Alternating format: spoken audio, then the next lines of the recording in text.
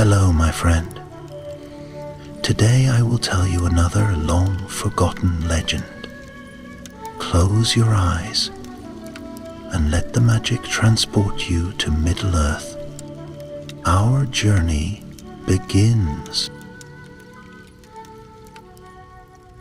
In the first age of the world, before even the memory of men could shape itself into song or story, there stood a peak beyond the reach of time, Tanaquel, the tallest of all mountains in Arda.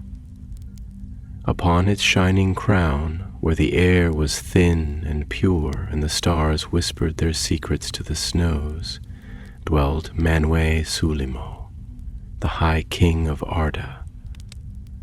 From his halls of cloud and light he beheld the tapestry of the world below, woven in beauty, touched by sorrow. The wind was his companion, ever at his call, carrying the thoughts of the living and the lamentations of the weary. For Manwë was not merely a ruler, but a listener, a guardian of harmony, whose eyes saw the shape of music in the trembling of leaves and the ripples upon forgotten lakes. He was lord not by might of hand or dominion of will, but by the breath of wisdom and the purity of his gaze. And yet, though crowned in light and revered by all that was good, Manwë knew a sorrow that could not be sung. For in the depths of the world, beneath roots and stone, Morgoth the dark rebel stirred again. Once his brother in thought, now his shadow in purpose. Morgoth, who had twisted the beauty of Arda with malice, who had poisoned the hearts of the mighty and the meek alike. Each wind that rose from Middle-earth brought tales that troubled the air, a child crying in sleep from dreams of fire, an ent mourning alone beneath leafless trees, an elf singing to a dying river. Manwë heard them all, and each sigh of the wind was like a thread unraveling in his mind. One evening, as twilight cast its indigo veil upon Valinor, Manwë stood at the edge of his throne of light and listened. The winds were restless, churning with stories half told and grief half shed. Beside him sat Varda Elantari, his beloved and queen, whose hands had placed the stars in the sky, and whose light yet dwelled in the hope of the world. She gazed upon him with eyes that saw beyond the veils of time. "You hear too much," she said gently, her voice like moonlight upon still water. "I hear too little," Manwë replied, his eyes fixed upon the distant curve of Arda. "Or else, what I hear I cannot mend." Varda touched his shoulder, and even the wind stilled to listen.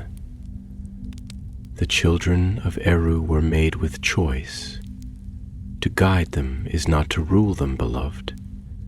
Even the stars do not dictate the course of the night." Manwë nodded, but in his heart the ache deepened. He had ruled since before the shaping of the seas, since the first chords of the great music were sung in the timeless halls. Yet now, as darkness crept once more upon the lands, he felt the weight of silence. Eru, the One, had not spoken again. The world spun in sorrow, and the hands of the Valar remained distant. And so it was that Manwë chose a path few would imagine. He cast aside his robes of glory and clothed himself in the breath of the winds.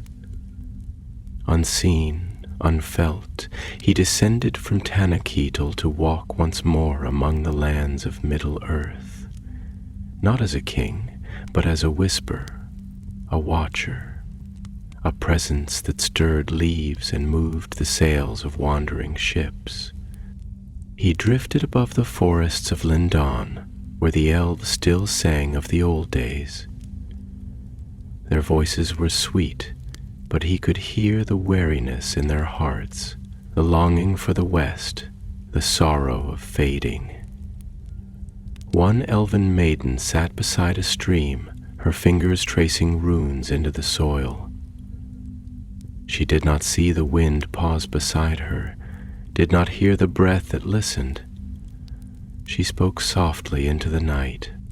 "Why must all beauty end?" she asked. "Why is joy so fleeting and memory so sharp?" The wind rustled the branches above her, and a single leaf fell, twirling in silence. She looked up, and for a moment it seemed as though she understood. Then she closed her eyes and began to sing, not for the world to hear, but for herself, a melody woven from tears and starlight. Manwë moved on, carried by the currents of sorrow and wonder. He passed over the ruins of Silmarillion, long sunk beneath the sea, and there he felt the memory of battles too great for song, of grief too deep for the oceans to drown. He paused above a lonely hill where once a king had stood against the shadow and perished without song. His name was forgotten, but Manwë remembered. And then, far in the east, beyond the edge of maps, he heard something new. A voice, cracked with age and yet warm with wonder. It belonged to a mortal man, a wanderer who had built no house, who wore no crown, but who walked with stories and questions instead. He sat beside a fire, his cloak patched and his hands calloused, yet in his eyes there burned a light like the last embers of a star. He spoke to no one, and yet to the world. "They say the world is broken," he said aloud, "but I have walked its paths and found kindness even in the darkest glades. They say the gods are silent, but I have heard the wind answer my prayers." Manwë, unseen, paused. The fire crackled, and the mortal continued. "I do not ask for power, only to understand. Why must we suffer? Why are we born to love what we must lose?" The wind stirred the fire, and the man looked up as if someone had whispered his name. For a moment the air shimmered, and peace touched the lines of his face. Manwë lingered there, for in this question was the echo of all he had come to find, a question no throne could answer, only the heart could try. And so the High King of Arda journeyed on, not in might or decree, but in search of the song that still lingered, fragile and flickering, in the hearts of those who had not given up. For the world was full of questions, and the stars still burned. And in their silent music, perhaps, just perhaps, there remained a hope. Even for gods who weep, the wind descended into the lowlands like a sigh carried across centuries, and in its unseen arms Manwë Súlimo moved. Silent and formless, yet attentive and present, as though the very pulse of the world flowed around and through him. He drifted eastward into the broadening plains of Eriador, where once green fields had stretched wide like a slumbering sea, but now lay touched by drought, browned at the edges, spotted with the pale bones of trees long fallen and left unburied. The sky above was overcast, not with storm clouds, but with the soft, melancholy greenness of skies that had forgotten joy, skies that mirrored the stillness of hearts too long burdened by silent waiting. A village lay nestled at the crook of a meandering stream, its homes of stone and timber hunched as though in prayer, their windows casting faint glimmers of hearthlight that flickered with a hesitant life. Children's laughter, once the bright ribbon threading through the days, had grown scarce, replaced by the low murmurs of farmers. the shuffling of tired boots on beaten paths, the occasional clang of a distant anvil, a rhythm of endurance, not celebration, and Manwë, carried upon the unseen breath of the air, passed unseen among them, his presence no more than a change in the breeze, a sudden stilling of leaves, or a brief shimmer upon the water. Beneath the shadow of a leaning oak, whose branches bore the memories of generations past, an old man sat on a worn bench, his beard curled with age and time, his eyes the faded blue of mountain lakes in late autumn. He wore a heavy cloak patched at the shoulders, and in his lap rested a staff, not for show, but for the bearing of weight that years had slowly piled upon his back. A gentle wind stirred the fringe of his hair, and though he could not see the one who listened, he knew somehow in that quiet way the wise know things, that he was not alone. "I've seen the years rise and fold like the tides," he said, his voice soft but deep with the resonance of a long and thoughtful life. "And still I do not know whether time is our blessing or our burden. The stars above remain untouched, as cold and perfect as they were when I was a boy, yet here the ground cracks and the hearts of men with it. We build, we break, we bury, and always we forget." The wind paused, not in silence, but in reverence, as though the world itself had turned its ear. The old man leaned forward, hands clasped, his gaze unfixed, looking not at the world but through it. "Tell me," he said, "is it meant to be this way? This longing for something we can never hold? Is that the mark of our mortality? Or is it the echo of something deeper, something divine, flickering like a lamp behind the veil of the world?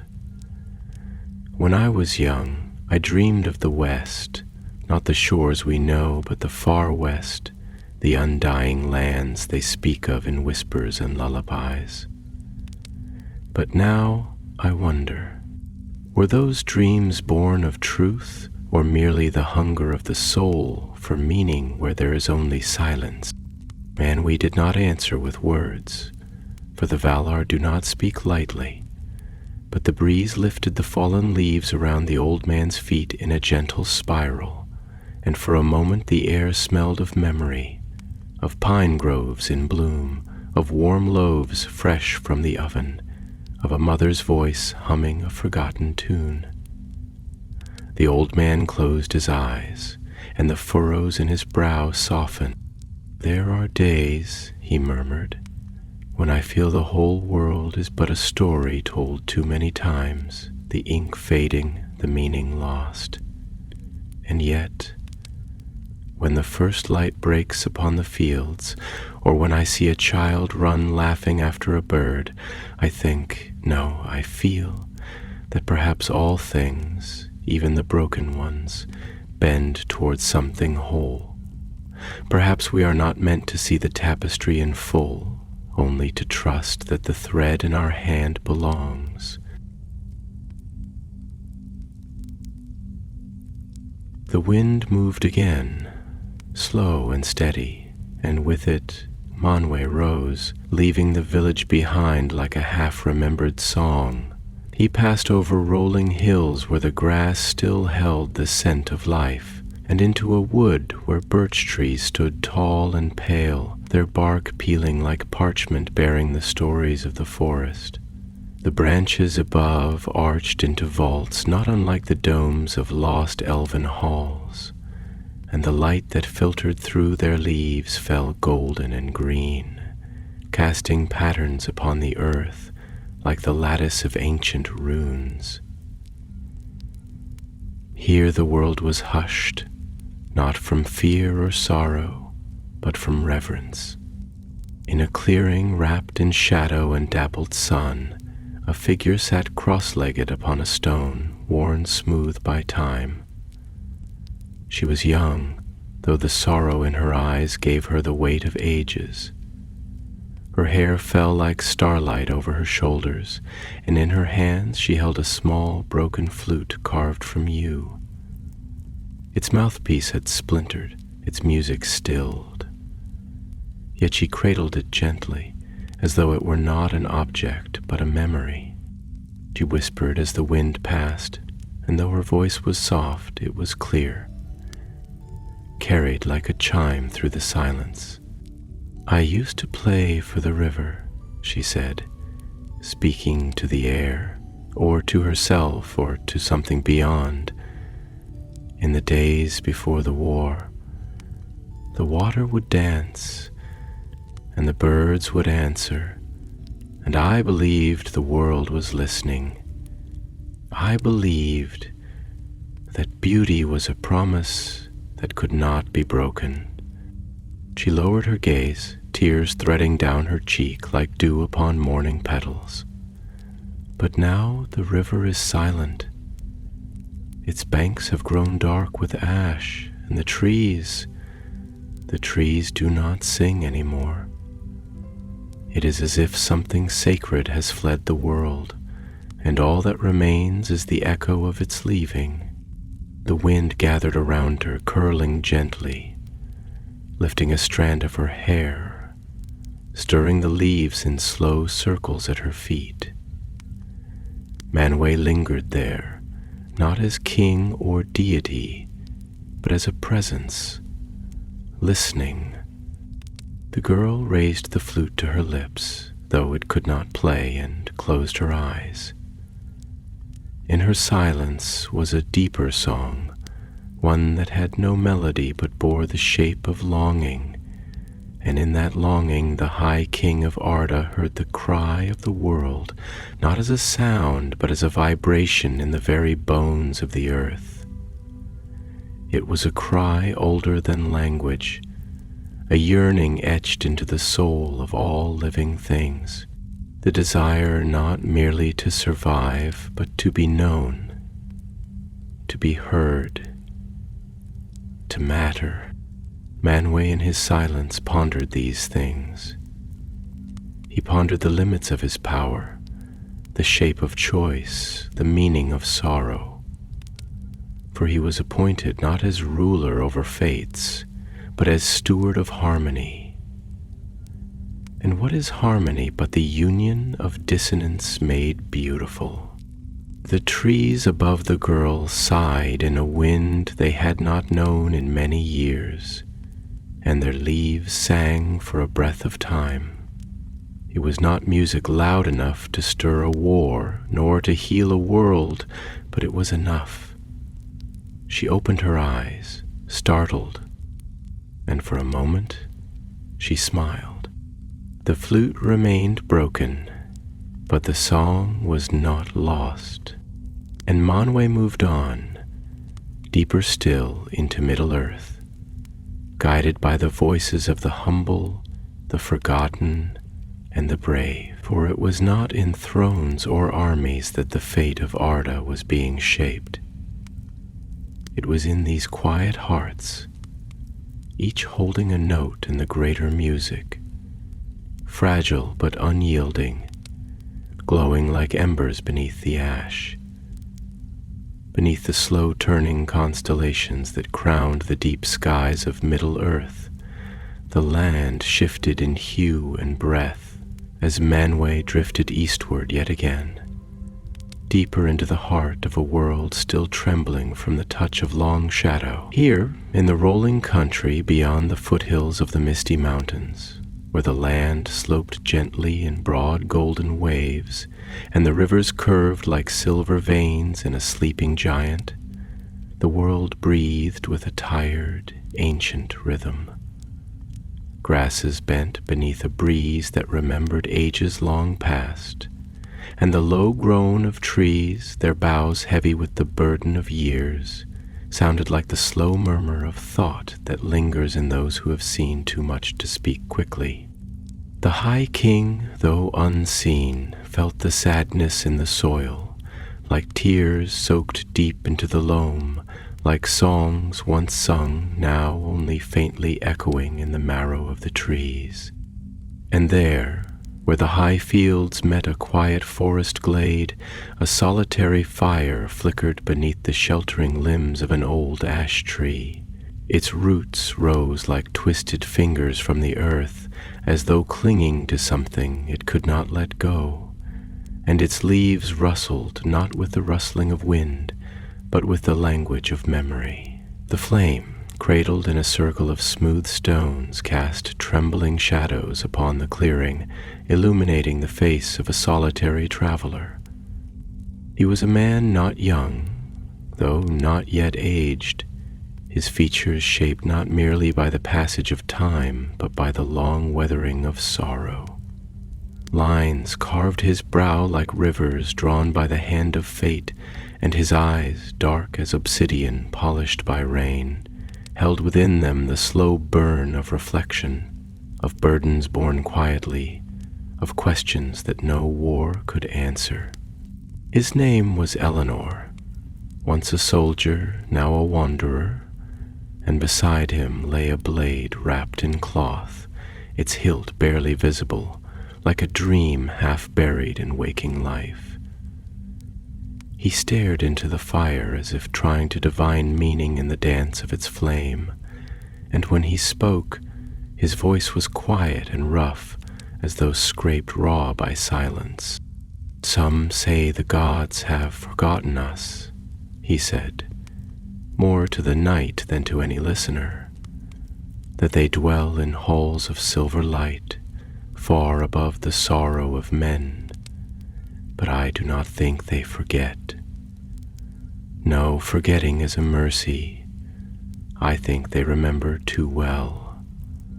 I think their silence is not indifference, but grief." He drew in a breath, slow and deep, as if the air itself bore the weight of ancient truth. The fire crackled in response, and the ash tree's leaves sighed in agreement, or perhaps in warning. He looked skyward, his face lit with the flicker of flame, his eyes catching the glint of starlight, like water held briefly in cupped hands. "When I was a boy," he continued, "I believed the stars were eyes, that each was a watcher, a guardian, seeing the stories of the world unfold. I thought there was justice in that, an order that shaped sorrow into something purposeful. But as I grew, I saw too many good men fall, too many homes burned, too many children buried in earth that should have borne only seeds." He paused, and in that stillness, Manwë felt the heaviness of the words hang like frost on the air, delicate and bitter. "I began to wonder," Eleanor said, his voice quieter now, "if justice was not something written into the bones of the world, but something we invented to make the pain tolerable.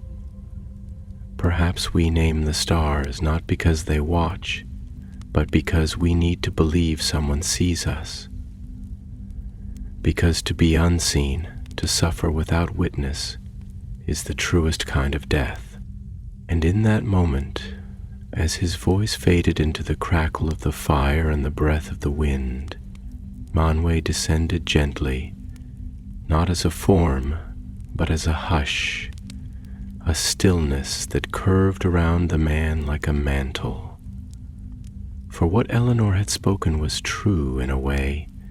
The Valar had not forgotten, but they too bore wounds.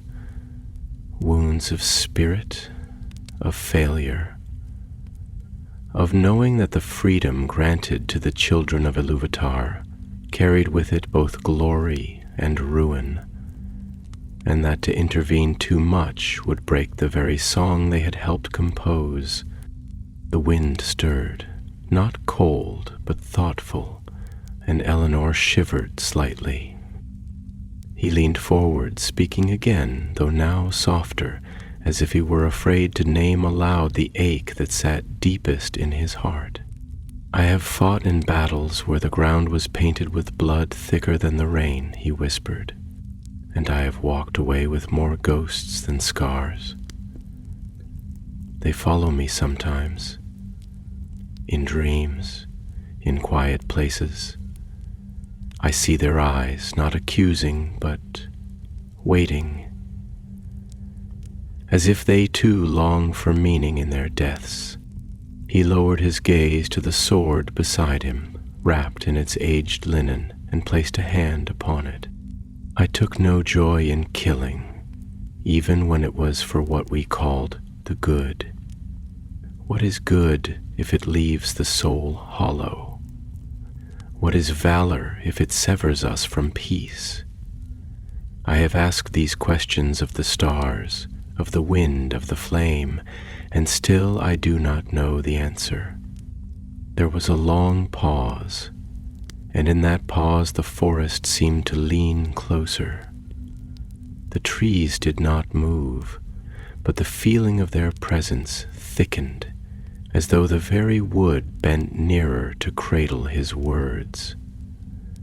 Even the fire burned more slowly, as if listening. And then he looked up again, and his eyes were wet with unshed tears. But there is something in the silence, he said, something that speaks without voice, a comfort not in the answers, but in the asking. When I sit here alone beneath the stars, I feel known, not judged, not saved, just seen. Manwë, whose spirit had mingled with the air of the world since its first breath, whose eyes had watched the music unfold through sorrow and splendor, felt in that moment the sacredness of such confession. It was not might, nor knowledge, nor rule that gave the children their beauty. It was their courage to continue singing, even when the world forgot the melody. As the fire burned low and the man lay back upon the earth, sleep pulling gently at the corners of his mind, the stars above glimmered faintly brighter, and the ash tree hummed softly, as though remembering its own youth, when songbirds nested in its limbs, and the dawn rose laughing over silver hills, and Manwë lingered there until the man's breath deepened into sleep, until the fire was only embers, and the forest once again a cradle of dreams. For the High King of Arda, who had descended in silence and sorrow, had found a song worth listening to.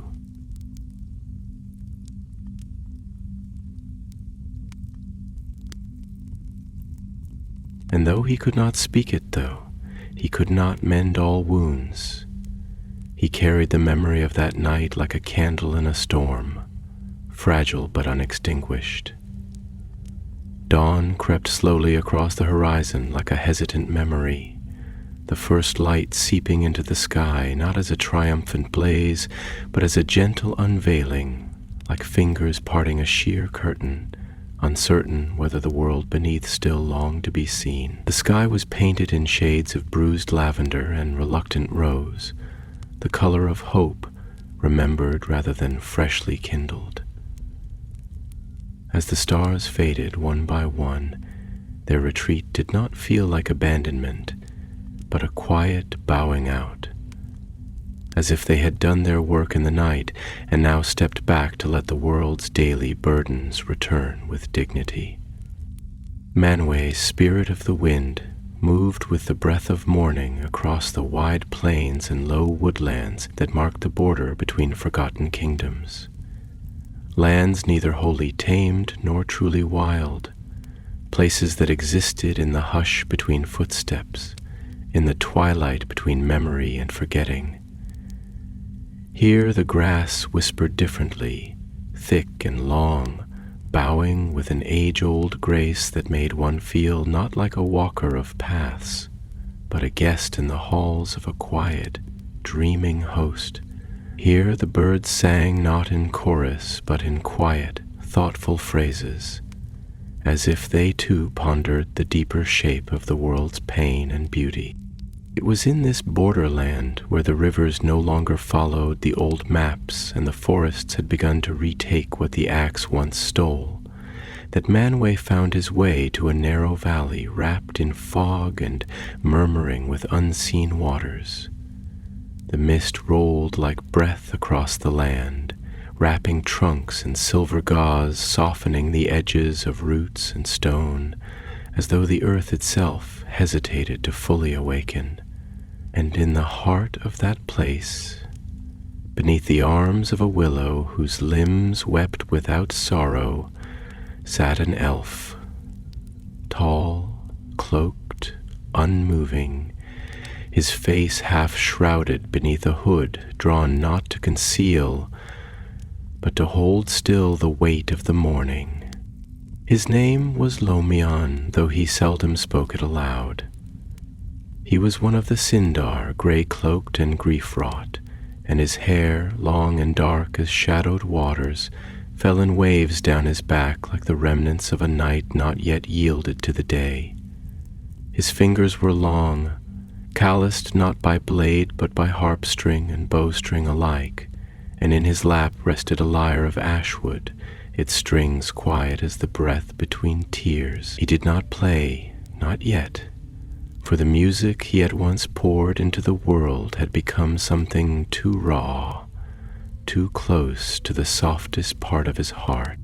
Manwë lingered there, unseen but not unreceived, for the elves, more than any, knew how to hear without ears, to feel without touch.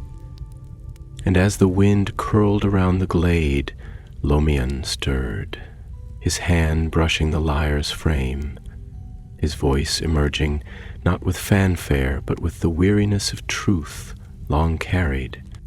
"There are times," he said slowly, "when I think the world is weeping through me, that my sorrow is not mine alone, but the echo of the land's lament, as if every blade of grass, every tree that falls unseen, every river that forgets its name, pours its grief into my chest, until I no longer know where my own mourning begins."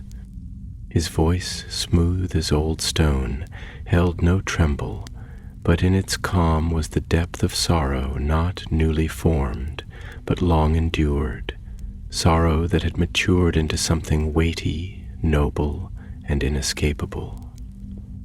"I have sung beside waterfalls and beneath stars that have not blinked in millennia," he continued, his eyes far away though they stared at the still earth. "I have touched the bark of trees that remember the first light. I have held hands that faded into air, watched companions leave not by death, but by weariness. And still I remain." He paused then, and the willow above him let fall a single leaf, its descent slow and spiraling, as if reluctant to disturb the silence. "Do you know," he said again, quieter, "what it is to be the last one left with a story no one asks to hear? To carry a song that was once sung by many voices, but now trembles alone in the cage of your ribs, like a bird whose wings you dare not open for fear it might never return." The wind responded not in words, but in a warm gust that stirred his cloak and ruffled the leaves at his feet, as if to answer, "Yes, yes, I know."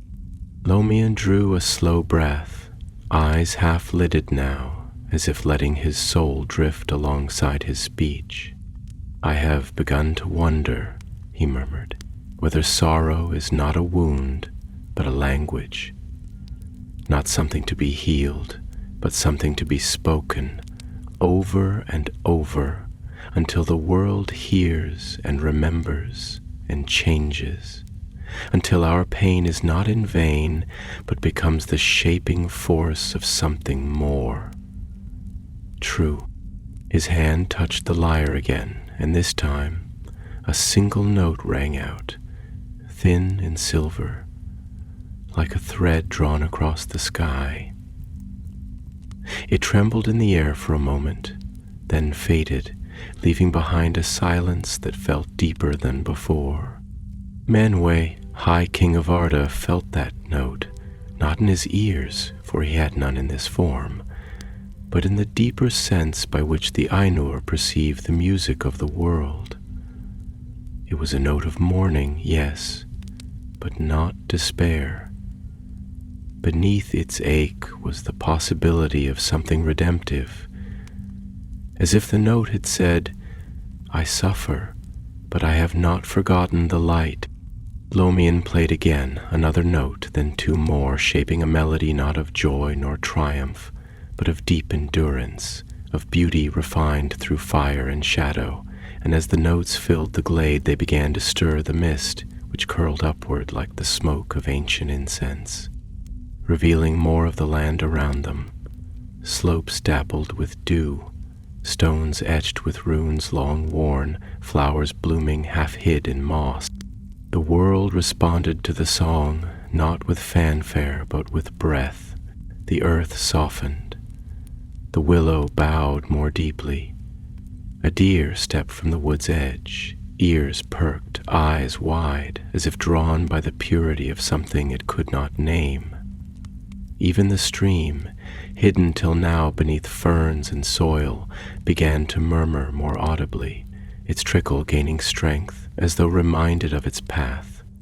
Lomian's eyes remained closed, his face a mask of tranquil longing, and he sang now, not in words, but in voice, the syllables elvish, ancient, winding through harmonies that danced between hope and grief, like stars trailing fire across a night sky.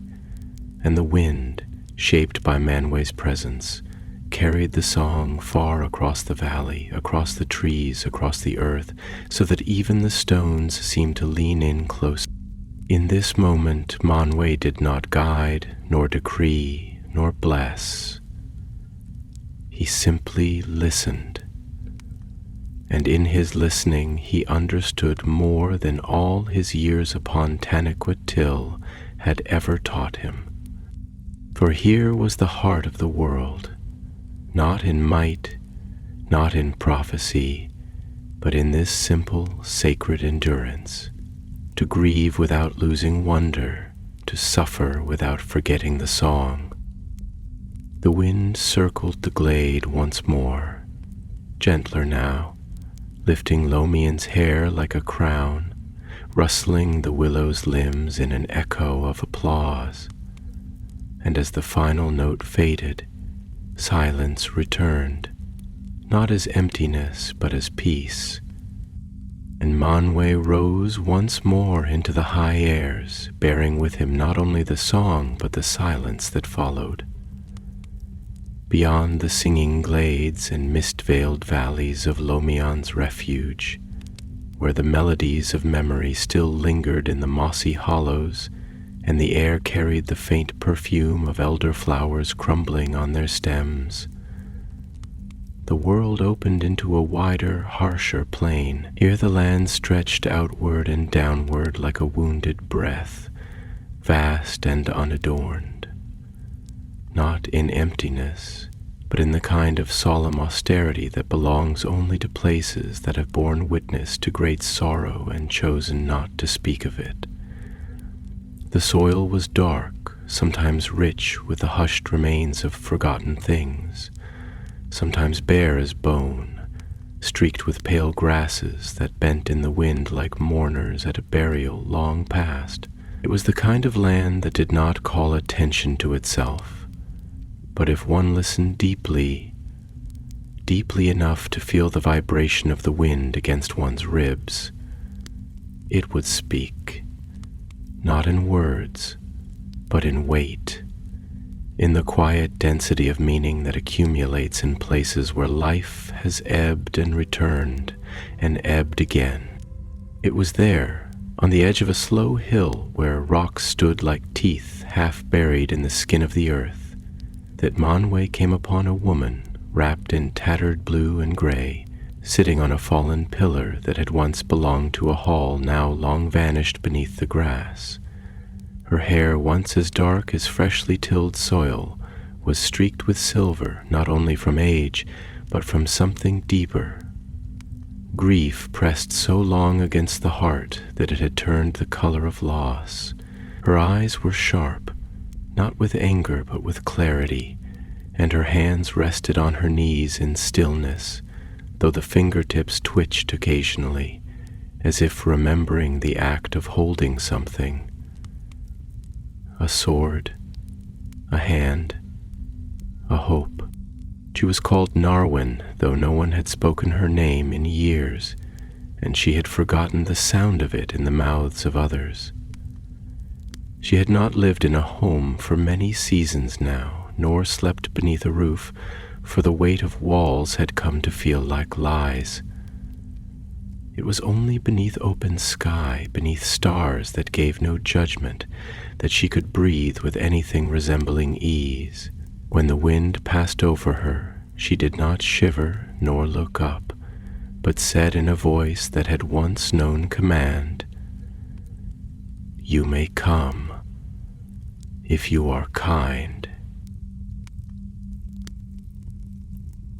There was silence, save for the stirring of the dry grass and the occasional low chirrup of some ground-dwelling bird in the underbrush.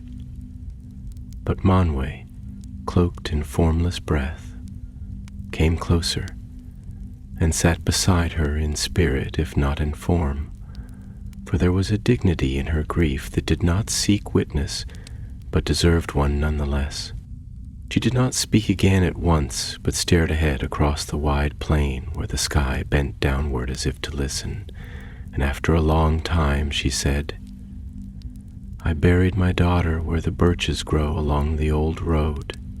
She was 12 when the fever took her, 12 and already asking questions about the stars I could not answer." Her voice did not break, but there was a tremor in the air around her, as though the wind remembered her child's laughter and mourned it. "I used to believe," she continued, her gaze distant, "that strength meant bearing everything without flinching, that it was the measure of one's worth. How tightly you could bind your wounds, how cleanly you could fight, how steadily you could lead. I thought that if I stood tall enough, if I kept my voice steady, I could hold back the tide of sorrow, that I could be a wall." She turned her head slightly, though her eyes did not seek anything, only the horizon. "But the tide comes anyway, and walls crumble, and when the sea rushes in, it doesn't care how tall you stood. It simply fills you." Manwë listened, not only to her words, but to the space around them, the rustling of dry leaves caught in the crevices of broken stone, the hum of the earthworms beneath the soil, the faint creak of grass bending against itself like knees pressed to the ground in prayer. This place held her story and bore it as gently as a cradle might hold a motherless child. "My husband died in the war," she went on, and now her voice was softer, not because she feared being heard, but because the shape of her sorrow required no great volume. "He died with honor," they said, "but I would have taken him with shame, with cowardice, with scars and fear and all, if only he had come home." She reached into the folds of her cloak and drew out a small cloth-wrapped bundle. With trembling hands she unwrapped it, revealing a shard of metal, dull and curved, a fragment of the blade he had carried. She ran a thumb along its edge. "They gave me this, said it was part of his sword, pulled from the ruin, a relic, a symbol of his valor. As if this cold sliver of steel could ever stand in for the weight of his hand in mine, or the sound of his breath beside me in sleep." Her voice caught then, just slightly, like a thread snagging on a thorn, and she drew in a breath through her nose, grounding herself. "And I asked them, what was it all for? the battles, the blood, the graves, and they gave me words, so many words. They spoke of kingdoms and peace and sacrifice, and I tried to believe them. I truly did. She looked up now, and her eyes were wet, but blazing with a light that was not fury, but something stranger, something like defiance tempered by compassion. But I have come to believe that the meaning of suffering is not in what it buys, not in the victories it secures, nor the legacies it builds. Suffering is not a currency, it is a fire, and what it burns away is illusion. What remains is not glory, but truth. She pressed the blade fragment to her chest, then lowered it slowly. I loved him. I love him still. That is the truth. And my daughter, she wanted to know if the stars were angels or just stones of light, and I told her. I didn't know, but I hoped. I still hope. Manwë, seated in silence beside her, felt the power of that hope. Not loud, not certain, but enduring. A hope not clad in brightness, but wrapped in ashes and bone. A hope that had weathered storms not by standing against them, but by learning how to weep in the rain without forgetting the shape of the sun. The wind shifted again, warmer now, and the tall grasses bowed as one, as if offering homage not to a queen, but to a mother whose grief had become sacred. Manwë did not rise, nor did she ask for answers. She did not demand to be healed. She only sat and allowed herself to be known by the world, which, in turn, wrapped around her like a song returned to its singer.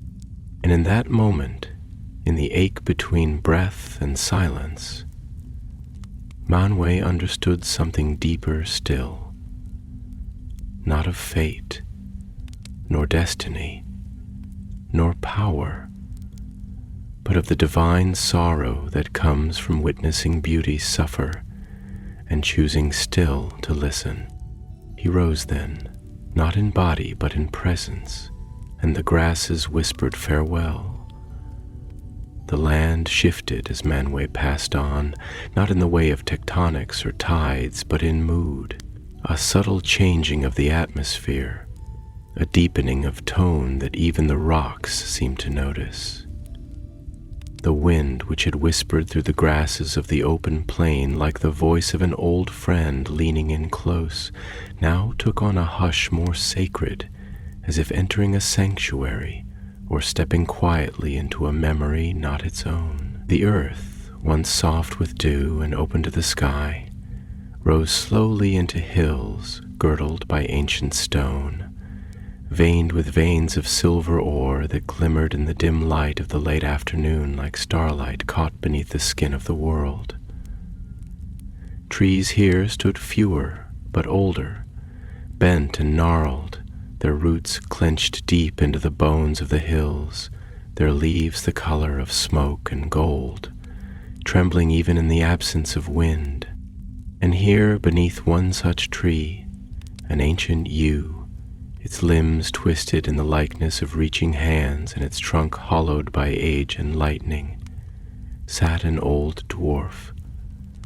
His beard was white as frost but tangled like the bramble of a mountain thicket, and his eyes were a dull, burnished copper, not dull for lack of light, but dulled in the way of metal long carried, long worked, long worn. His boots were thick, cracked with soot, and his hands bore the calluses of one who had shaped stone not with detachment, but with reverence, as a sculptor may shape the face of a departed love.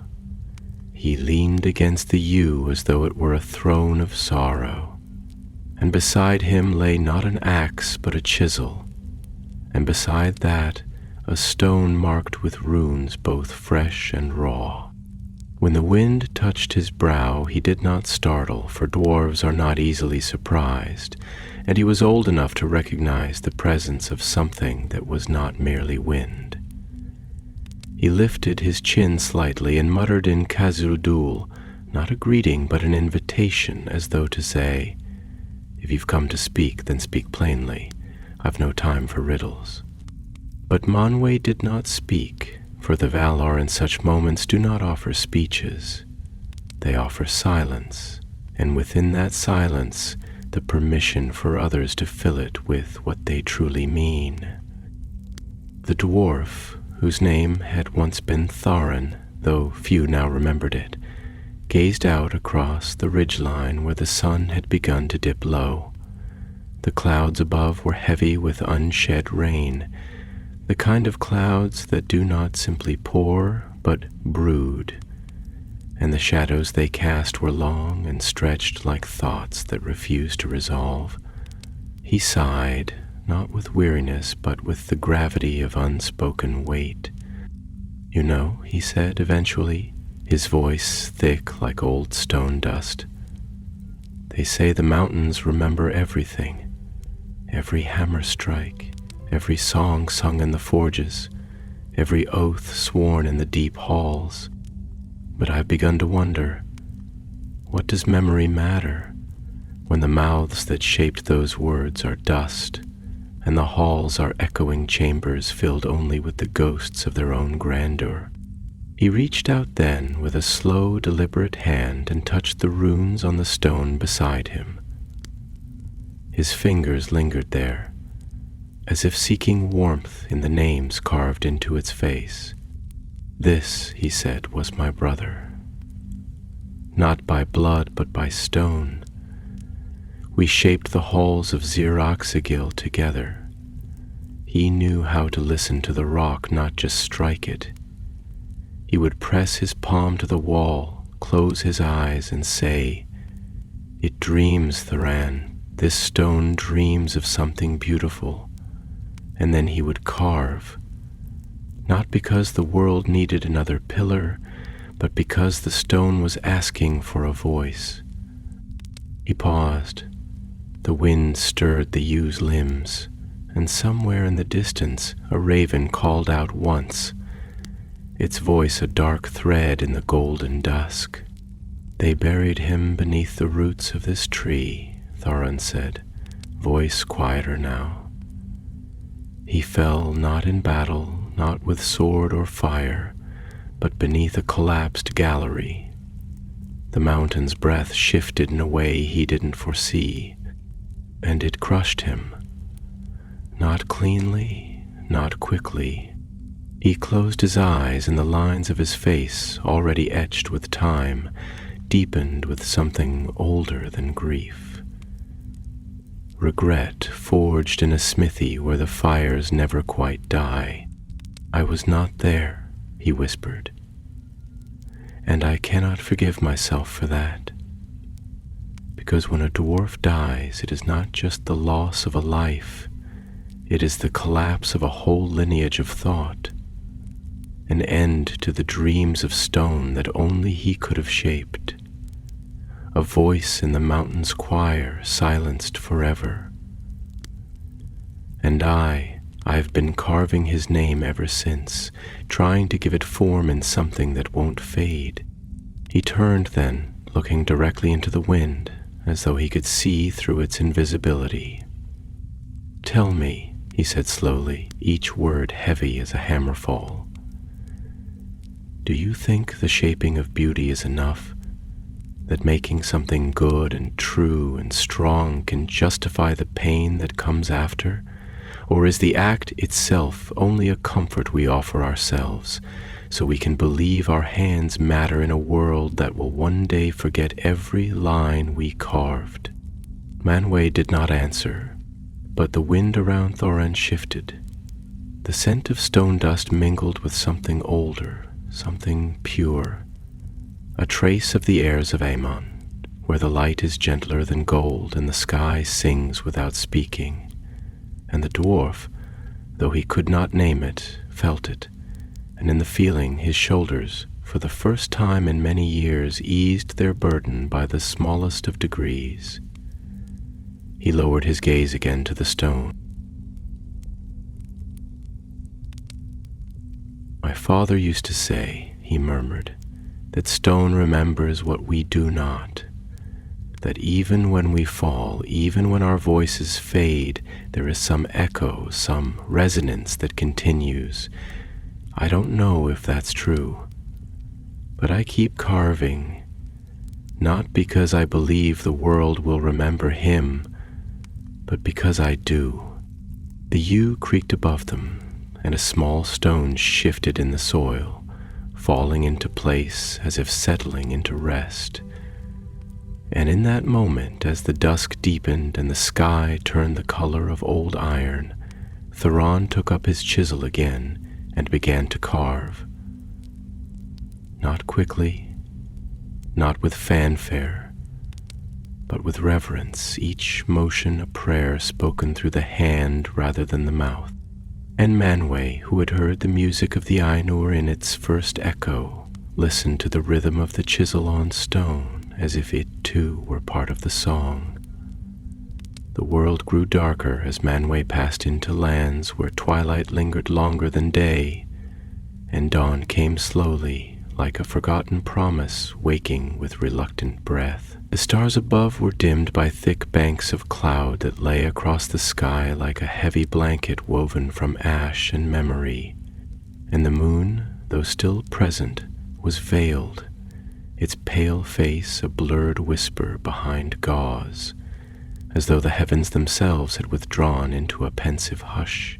Below, the land dipped into a deepening forest, one that had once borne names in every tongue, nicknames etched into the bark by the hands of elves, whispered by the wandering tongues of men, and even echoed by the old songs of the Ents.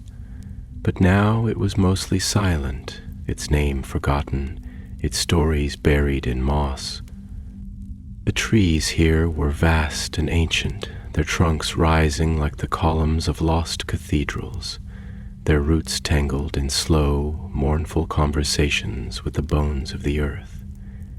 Their branches arched overhead in a canopy so thick it filtered not only light but sound, casting the world below into a half-dreamed quiet, where time seemed to fold in on itself. In this twilight chamber of wood and shadow, the forest breathed with a solemn intelligence, not malevolent, but watchful, like an old witness who has seen kingdoms rise and fall, and now watches without judgment, only endurance.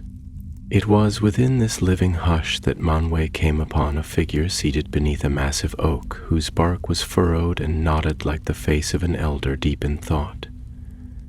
The figure was clothed in robes of green, so faded they seemed made of lichen, and around her neck hung a circlet of woven vine, within which nestled a stone that pulsed faintly with inner light. Her skin bore the tone of sunlight filtered through deep water, neither fair nor dark, but something elemental, as if carved from the forest itself.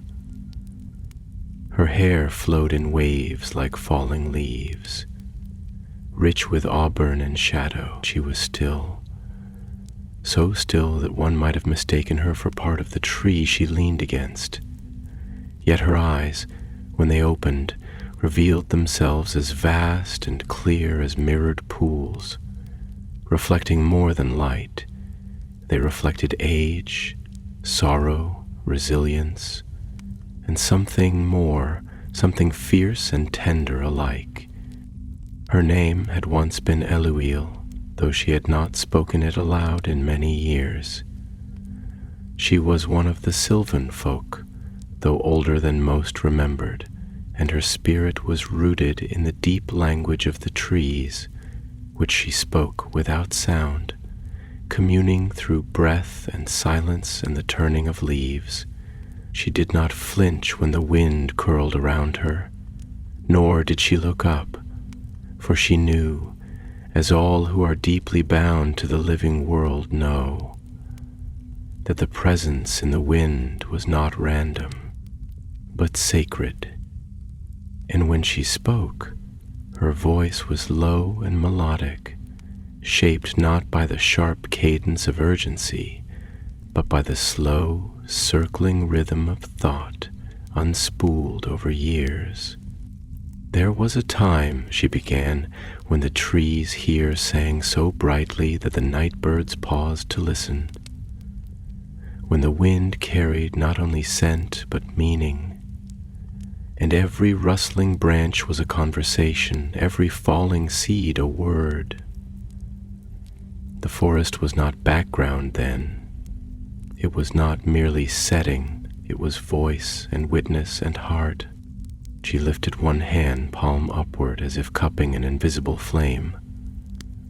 But now, though the roots still reach and the leaves still turn, the song is fainter. We are fewer. And I wonder, if the world forgets how to listen, does the song cease to be? Or does it merely wait, like embers hidden beneath ash, for breath enough to rise again? Manwë listened, not with ears, but with the fullness of his being. For in her words was the ache he had followed across the lands, not only the ache of loss, but the ache of being unseen, unheard, of beauty persisting without audience, of meaning enduring without recognition. Eluiel's gaze turned skyward, though the stars were hidden, and she continued, her voice threading through the branches like mist. I remember the days of sunlight that poured like honey through the boughs, when the young trees would sway in joy and the deer would come to drink from streams that sang of the mountains they had left behind.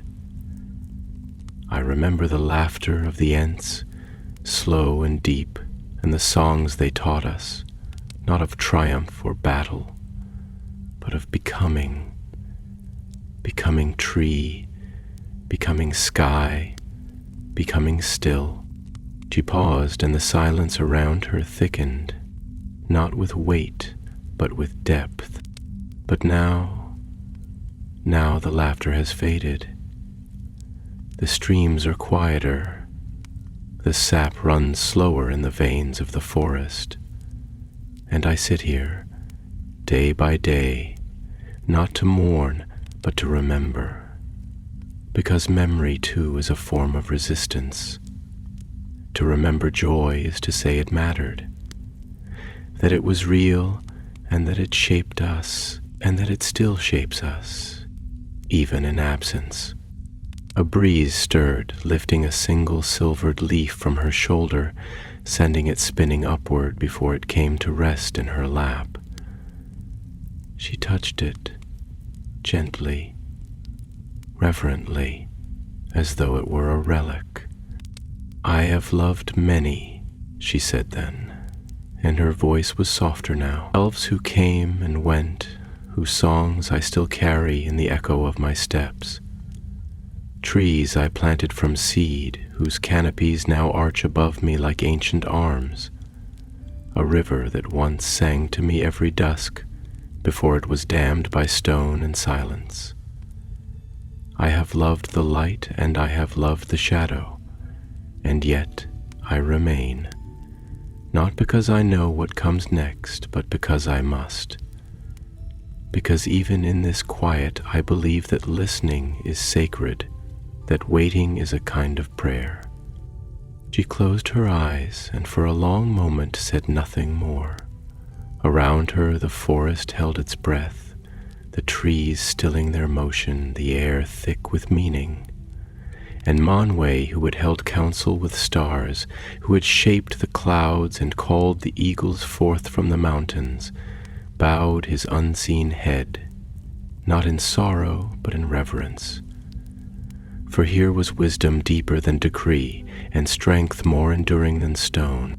Eluiel opened her eyes once more and spoke again, not to the wind, not to a god, but to the air itself, to the great unknown that moves behind the visible.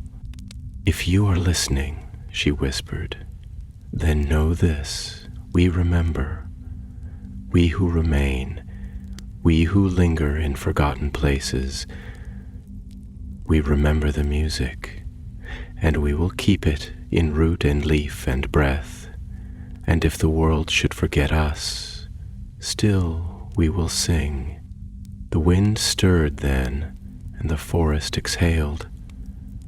1,000 leaves shivered in a single voice, not loud, not sharp, but sure.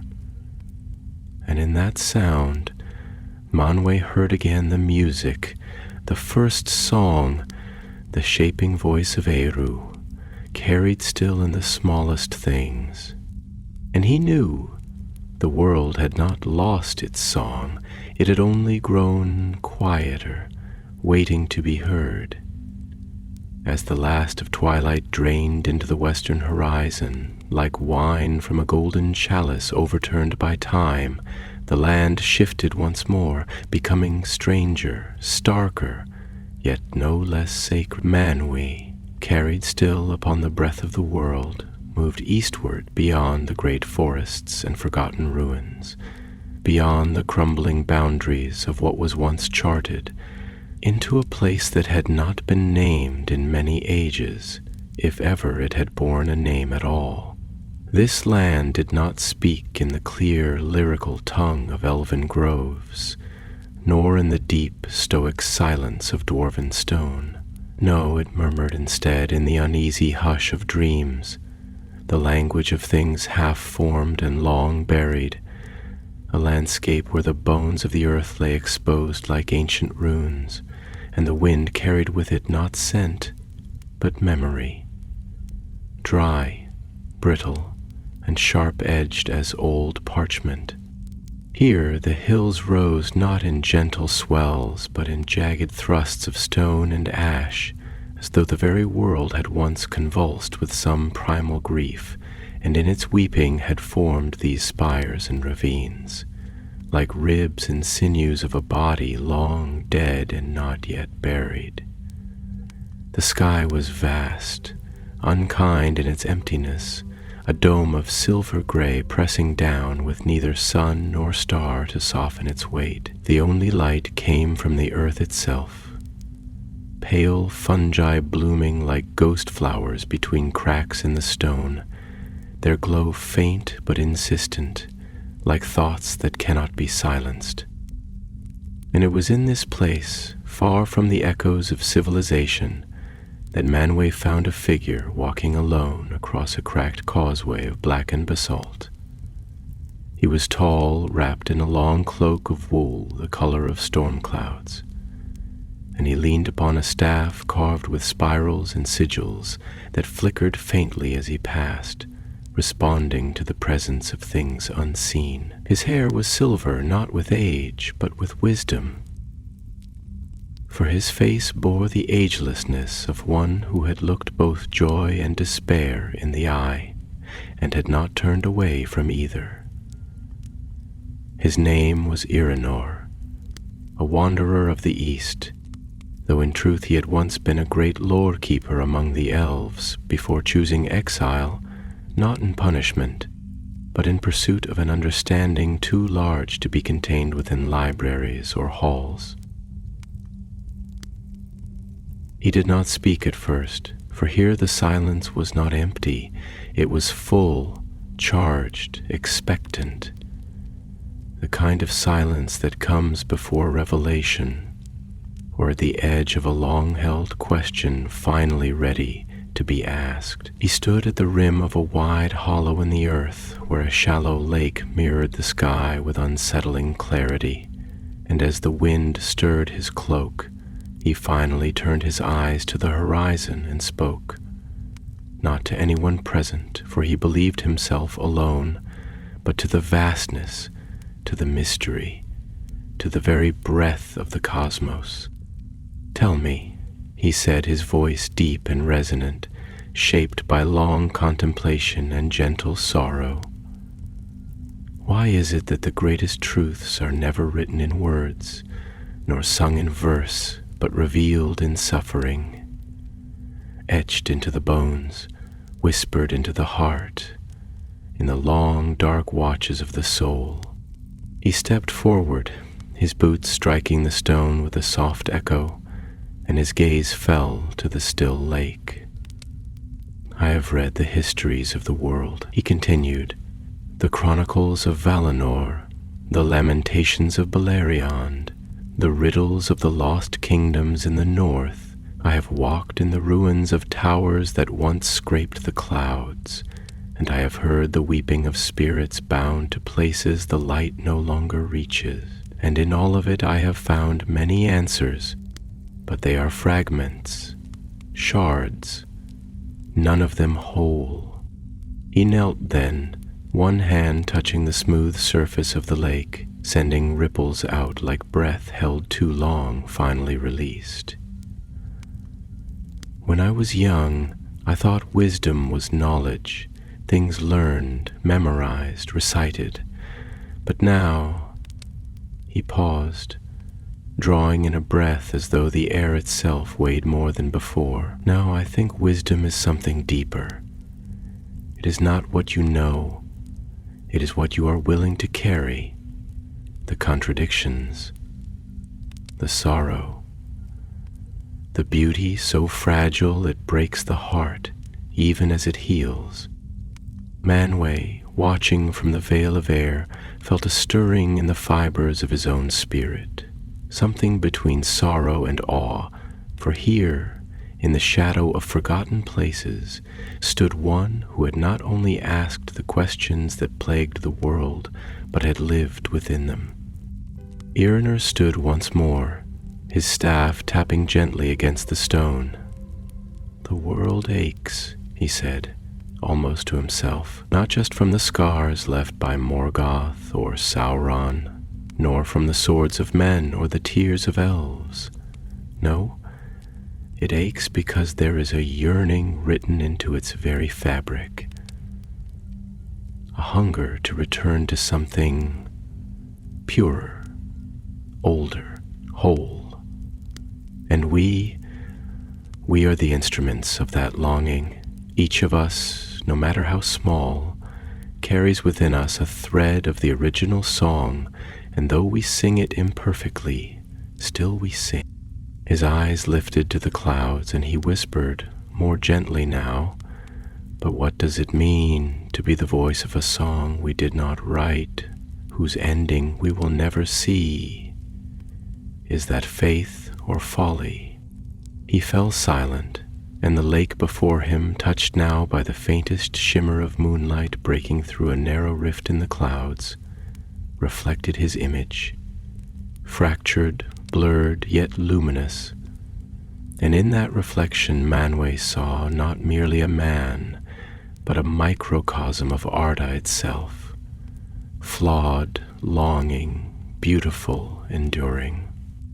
Then Eärnur did something unexpected. He laughed, softly, but with a warmth that made the air itself seem to relax. "Perhaps," he said, smiling to no one, "perhaps it is both. Perhaps the folly is the faith. Perhaps to keep walking, to keep seeking, even when all signs tell you to turn back, that is the closest we can come to divinity." He turned from the lake then and began walking again, his steps sure though the path was uncertain. And Manwë followed him for a time, not as a watcher nor as a judge, but as a companion, silent and invisible, honoring the courage of a soul who dared to search not for control nor conquest, but for understanding. And as they moved onward through the darkening land, where every stone hummed with the old ache of time and every wind whispered secrets too old for language, the world itself seemed to lean in closer, listening, not for answers, but for the willingness to ask. Night had fallen fully now, not with the violence of sudden shadow, nor the indifference of mere absence, but like a slow curtain drawn with reverence across the final act of some great and ancient play, one whose audience had long since left, but whose meaning still trembled in the air like the last notes of a symphony echoing in the rafters of a cathedral. Manwë, the high king of Arda, bearer of the winds and steward of the sky, had wandered far from the high thrones of Tenochtitlán, far from the luminous heights of Valinor and the halls where even silence was woven from gold and song. And now, as he moved unseen across the deepest veil of night, he came at last to a place that bore no name, no mark on any map, no tale in any book, a hollow between worlds, a stillness between thoughts, where the land seemed to pause in contemplation of itself. Here the air was heavier not with malice, but with meaning, thick with the weight of things that could not be spoken aloud, of truths too vast for language. The sky above was clear at last, but not bright. The stars shone, yes, but dimly, like memories long buried rising to the surface of the mind with uncertain light, and the moon, waning and crooked, hung above like a question half asked, casting its pale touch across the land in long, aching strokes of silver and blue. The ground beneath was soft with moss and covered in a low mist that curled at the ankles like breath made visible. Trees stood around the clearing like sentinels, not tall and proud as in younger woods, but bent and hollow, their bark split with age, their limbs bare, and reaching as though pleading for some forgotten warmth. There was a fire, impossibly small, crackling within a ring of stones, so worn and smooth they seemed ancient as the stars themselves, and beside it, hunched close to the flame as though it were the only anchor between her and oblivion, sat a woman wrapped in cloaks the color of smoke and frost. Her name was Ithrill, and though none in the wide world knew it now, she had once been a daughter of Nienna, raised in the shadowed gardens of sorrow and silence, trained not in the shaping of matter nor in the wielding of might, but in the tending of grief, the gentle art of bearing witness to the world's weeping. She had left long ago, not in rebellion but in longing, carrying with her no staff nor sword, only her hands and the listening heart within them. And now she was here, at the edge of all things, where the world held its breath before becoming something else. She spoke, not with surprise, for she too felt the presence in the air, the whisper of a power so old it made even the stars seem young. "You've come far, haven't you?" she said, her voice low and soft like the last coals of a fire murmuring to themselves. Not in leagues or steps, but in listening, in letting the pain of the world shape you instead of shielding yourself from it. The fire crackled gently, and she held out her hands toward it, though the heat was barely enough to warm her palms. "I have sat by many fires," she continued, "with kings who could not cry, and widows who could not stop, with warriors who feared sleep, and children who dreamed too deeply. I have sat beside them all, and I have never once tried to take their sorrow from them. That is not the task. No, the task is to remain, to not turn away, to hold the space where their grief can be real, to let the darkness come and still stay awake." She looked up now, not directly at Manwë, for she could not see him, but into the wind itself, into the invisible presence that carried his essence like perfume carried on the breath of spring. "And what of you?" she asked, not accusingly, but curiously, almost tenderly. "You who were made to govern the airs, who hold the storms like reins in your hands. Have you found what you sought? Has the world answered your silence with song, or only with more silence?" Manwë said nothing. He could not. Or perhaps he need not, for her words were not demands. They were reflections, like water stirred by moonlight. She smiled, though it was a sad smile, one that knew the cost of hope. There is a kind of peace in grief, she said, when it is allowed to be itself, when it is not hurried away or softened into platitudes. I think the world is grieving now, not just for what it has lost, but for what it never understood, for all the beauty it passed by, for the songs never sung, the kindnesses never given, and perhaps she leaned back slightly, her eyes half-lidded with memory. Perhaps it is not healing the world needs most, but understanding. Not fixing, but forgiveness. The trees shifted, as though they had heard something they had long waited for, and the mist thickened, rising like the breath of the earth in communion with the stars. Ithral reached into her cloak and drew out a simple object, a small bowl carved from white stone, smooth as river glass and shaped like a crescent moon. She placed it on the ground, and into it she poured a few drops of water from a flask bound with twine.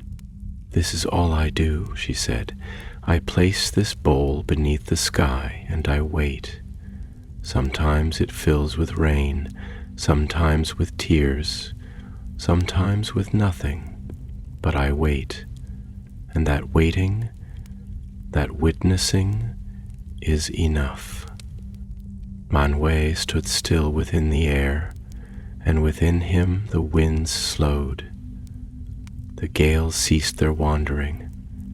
Even the high winds above the mountains stilled, and the wings of the eagles quieted.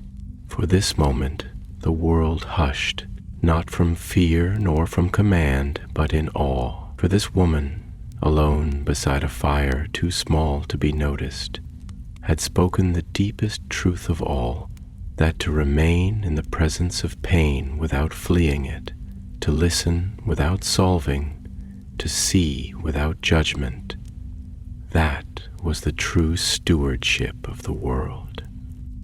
And in that moment, in that hushed and sacred pause, something moved in Manwë's heart. Not sorrow, not joy, but a stillness so profound it echoed with the first music, the sacred harmony that had once shaped stars and seas, and still lingered in the corners of the world like light in the hollows of a shell. The wind rose gently once more, curling around Ithral like a shawl, lifting her hair with the gentleness of a blessing. She looked up again, her eyes catching the faint glimmer of a single star breaking through the clouded sky, and she whispered, "Go well, Wind Lord. Carry what you've seen. Let it change you. Let it soften the edges of your throne." And with that Manwë turned, rising slowly from the earth, not as a king returning in triumph, but as a spirit touched by the fire of humility. He carried no great answer, no decree from above, no thunder to reshape the world, but he carried the memory of songs sung in grief, of wisdom born in shadow, of beauty remembered not in splendor, but in silence. And as he rose, back toward the high airs, the wind behind him sang, not loudly, but truly. A song of witness, a song of remaining, a song of understanding.